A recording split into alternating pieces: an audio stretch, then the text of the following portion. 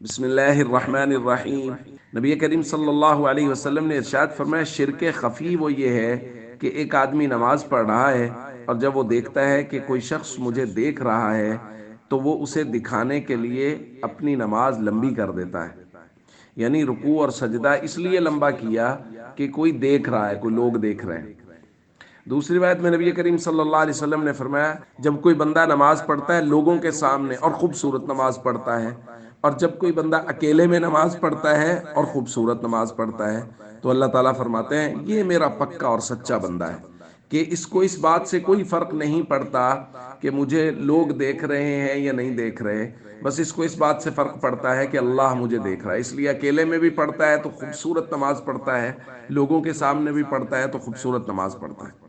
تو اس لیے میرے دوستو، اس بات کا خیال کیا جائے کہ جب بھی عبادت کریں اللہ کو دکھانے کے لیے عبادت ہو، اس میں ریاکاری نہ ہو، لوگوں کا دکھلاوا نہ ہو، ایسا نہ ہو کہ لوگوں کے سامنے تو عمل ہو اور جب اکیلے میں ہو تو عمل ہی چھوڑ دیں، یا لوگوں کے سامنے تو بڑے ہی خشوع و خضوع سے عمل کیا جائے اور جب اکیلے میں عمل کرے تو بہت جلدی جلدی سے کر لیا جائے۔ یہ بات اللہ کے نبی صلی اللہ علیہ وسلم کو، اللہ تعالیٰ کو انتہائی ناپسند ہے۔ السلام علیکم ورحمۃ اللہ وبرکاتہ۔